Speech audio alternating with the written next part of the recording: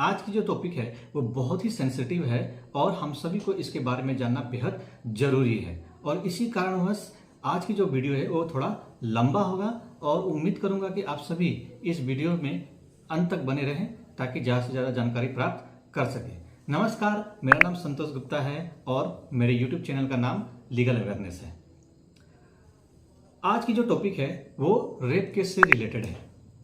Rape case जो होता है बेसिकली वो महिला के शारीरिक रूप से ही उसे चोट नहीं पहुंचाती बल्कि दिल दिमाग से भी बहुत घातक प्रहार करती है, जिसके वजह से महिला की पूरी लाइफ जो है परेशानियों से गुजरती है। सन 2012 में एक निर्भया केस हुआ था जिसमें 6 लोग इन्वॉल्व थे और उन 6 लोगों में से एक ने सन 2013 में पुलिस कस्टडी के अंदर ही सुसाइड कर लिया था और एक माइनर होने की वजह से 3 साल तक की सजा काटने के बाद उसकी रिहाई हो गई थी और बाकी के 4 लोगों को सन 2020 में फांसी की सजा हुई थी।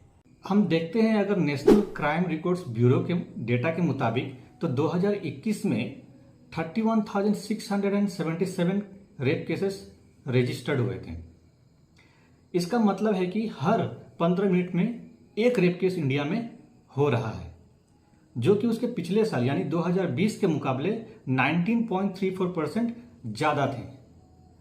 तो इंडिया में जो है इतना कठोर पनिशमेंट होने के बावजूद भी दिन ब दिन रेप केसेस जो है वो बढ़ रहे हैं, घट नहीं रहे हैं।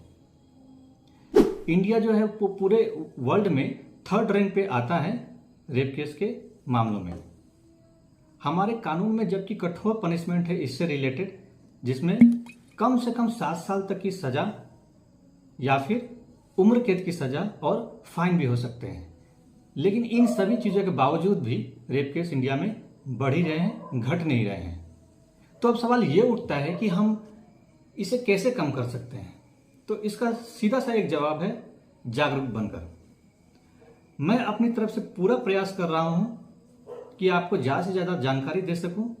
आशा करता हूं कि आप सभी अपनों के साथ, अपने फ्रेंड्स के साथ इस वीडियो को, इस जानकारी को आगे शेयर करेंगे ताकि ऐसे जो क्राइम हैं वो कम हो सके। तो आइए इस वीडियो में हम आगे बढ़ते हैं और रेप केस रिलेटेड जानकारी आपको देने की पूरी कोशिश करूंगा। तो डेटा आपको बताया नेशनल क्राइम रिकॉर्ड्स ब्यूरो का, वो सिर्फ डेटा उन केसेस का है जो कि एक्चुअल में रजिस्टर्ड हुए हैं। ऐसे तो न जाने कितने मामले हैं जिनमें एक्यूज यानी कि जिसने रेप किया होता है वो महिला को डराता है, धमकाता है, जिसकी वजह से महिला रिपोर्ट ही नहीं करती केस को। और कई बार महिला फैमिली प्रेशर में, फैमिली दबाव में आकर केस को रिपोर्ट नहीं करती। तो ऐसे तो अनगिनत मामले हैं जो कि रिपोर्ट ही नहीं होते। और आज की इस वीडियो में मेरा उद्देश्य रेप केस के बारे में बताना नहीं है, बल्कि एक महिला का क्या क्या लीगल राइट्स अवेलेबल हैं ऐसे मामलों में, उसके बारे में बताने का प्रयास है। आइए हम जानेंगे कि रेप केस में महिला को क्या क्या लीगल राइट्स अवेलेबल है। सबसे पहले तो निर्भया केस के बाद सुप्रीम कोर्ट ने एक 0 FIR का कॉन्सेप्ट लाया, जिसके तहत रेप केसेस में महिला चाहे तो किसी भी पुलिस स्टेशन में, चाहे उस पुलिस स्टेशन की जुरिडिक्शन हो या ना हो, 0 FIR दाखिल कर सकती है। फॉर एग्जाम्पल, अगर रेप दिल्ली में होता है और उसके बाद महिला कोलकाता में आ जाती है तो महिला चाहे तो कोलकाता के किसी भी पुलिस स्टेशन में 0 FIR दाखिल कर सकती है। हाँ, बाद में क्या होता है कि वो जो केस है वहाँ से ट्रांसफ़र होकर वो दिल्ली जिस पुलिस स्टेशन में जुरिडिक्शन है वहाँ ट्रांसफ़र हो जाता है। अब आते हैं फ्री मेडिकल ट्रीटमेंट से रिलेटेड। महिला को ऐसे मामलों में फ्री मेडिकल ट्रीटमेंट का राइट अवेलेबल है, चाहे वो सरकारी हॉस्पिटल हो या फिर प्राइवेट हॉस्पिटल ही क्यों ना हो, वो महिला को मना नहीं कर सकता ट्रीटमेंट करने से। और अगर ऐसा करता है तो under section 166B Indian penal code के तहत 1 साल तक की कैद की सजा और फाइन लग सकते हैं। अब हम जानेंगे महिला के स्टेटमेंट रिकॉर्डिंग के बारे में। ऐसे मामलों में महिला का स्टेटमेंट जो है वो एक महिला पुलिस ऑफिसर के द्वारा या फिर कोई अन्य ऑफिसर के द्वारा ही रिकॉर्ड किया जाता है, महिला के पेरेंट्स या फिर गार्जियन के प्रेजेंस में। महिला का स्टेटमेंट मजिस्ट्रेट के सामने भी रिकॉर्ड होता है, उनके चेंबर में, और कोर्ट रूम में नहीं होता, ताकि महिला जो है पूरी तरह से जानकारी दे सके और असहज महसूस ना करे। महिला के राइट टू प्रिवेसी का पूर्ण रूप से ध्यान रखा जाता है। ऐसे मामलों में अगर महिला की कोई पहले की सेक्स हिस्ट्री है तो बिल्कुल मायने नहीं रखती कोर्ट ट्रायल के दौरान।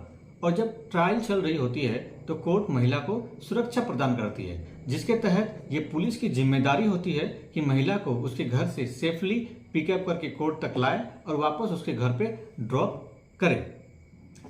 ऑनरेबल सुप्रीम कोर्ट ने एक बहुत ही इंपॉर्टेंट जजमेंट पास किया था Mahendra Chawla versus union of India में, जिसके तहत अगर कोई विटनेस ट्रायल के दौरान अगर अपना नाम या आइडेंटिटी जाहिर नहीं करना चाहता तो एक एप्लीकेशन दाखिल कर सकता है और फिर कोर्ट उसे एक नए नाम से इंट्रोड्यूस करेगी। जैसा कि हमने देखा था निर्भया केस में जो रेप विक्टिम थी उसका असली नाम निर्भया नहीं था, उसे इंट्रोड्यूस करने के लिए रखा गया था।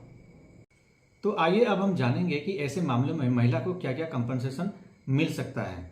तो ऑनरेबल सुप्रीम कोर्ट ने निपुण Saxena versus union of India में ये कहा था कि ऐसे मामलों में कम से कम 4 लाख रुपए और ज्यादा से ज्यादा 7 लाख रुपए तक का कंपनसेशन महिला को दिया जा सकता है, और अगर सिचुएशन डिमांड करता है तो इससे भी ज्यादा कंपनसेशन दिया जा सकता है।